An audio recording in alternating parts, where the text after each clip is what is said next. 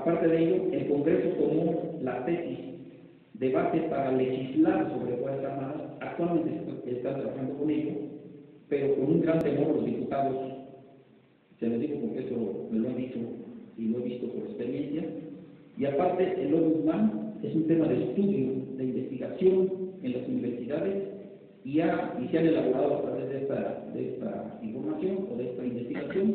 temas académicos que tienen que ver principalmente con el derecho. Por otra parte, a reticencia del alto mando militar, la Secretaría de la Defensa Nacional instituyó la Dirección de Comunicación Social, ¿sí?, la Subprocuraduría de Derechos Humanos, una Dirección General de Derechos Humanos. Por primera vez en la historia, los tribunales castrenses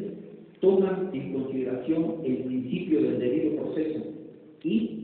en las escuelas militares se incorpora el tema o la materia de los derechos humanos en las currículas de educación militar. Ahora bien, por lo menos sabemos que en el ejército se conoce que hay derechos humanos, ¿no? Y igualmente el Estado Mayor de la Defensa Nacional, ¿sí?, instituye un programa de adiestramiento en temas de derechos humanos en los cuerpos de tropa, ¿sí?, y en las escuelas militares. El Estado Mayor de la Defensa Nacional,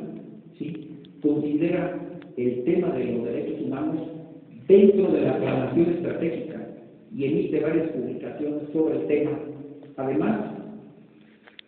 sobre el derecho internacional humanitario, y elabora una cartilla de derechos humanos que todo el personal de tropa trae consigo en las operaciones militares. Sin embargo, ustedes han visto las violaciones que ha hecho el ejército en contacto con la población civil. Lo acabamos de ver en Morelos, lo vimos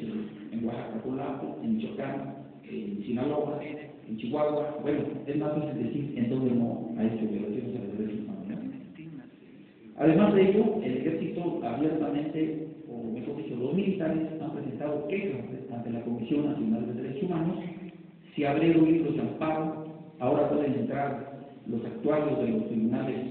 civiles al ejército, ¿sí?, a comunicar los amparos en contra de la justicia militar, y el Supremo Tribunal Militar toma en consideración estas resoluciones para apegarse o para subordinar, mejor dicho, los asuntos de disciplina militar a los derechos constitucionales.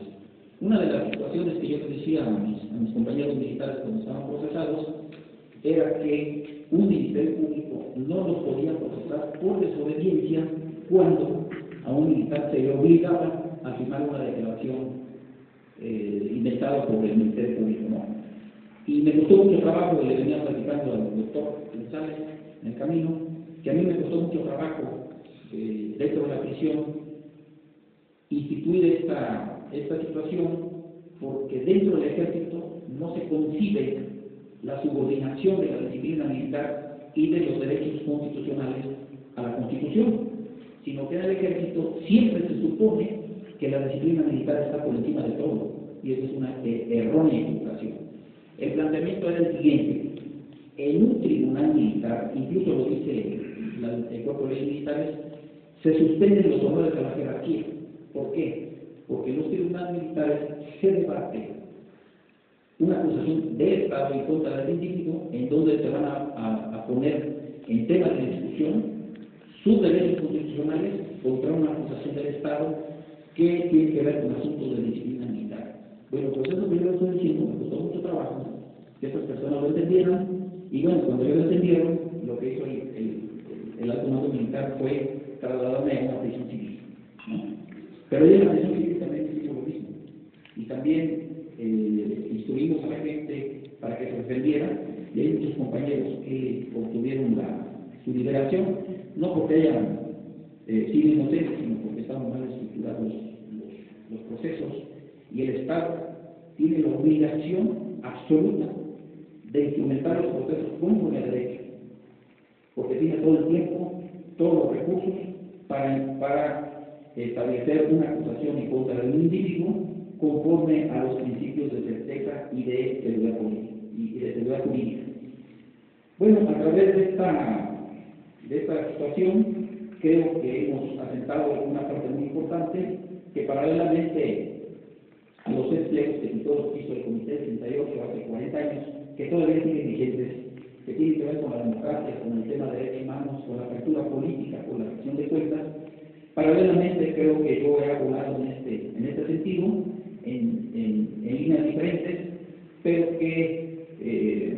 desde hace 40 años pues no los conocía físicamente a Enrique, a Raúl Álvarez, a La Nacha y a otros compañeros defensores de derechos humanos, pero nos conocemos del corazón. A través de esta situación y lo que estamos viendo actualmente ahora,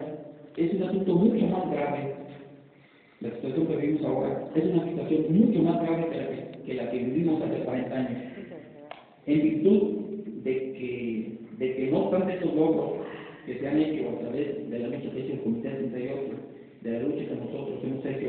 dentro de la institución militar, ahora resulta que el ejército no solo es represor, sino que cede soberanía y se subordina a las fuerzas militares del exterior, en lo principal a las fuerzas estadounidenses a través del Comando Norte, y aparte de ello, no solo suple en sus funciones de la autoridad civil, en los asuntos de inteligencia, de seguridad pública, de policía, de aduanas, de migración, sino que además se involucra en asuntos de carácter electoral para poner a una persona ilegítima en el poder.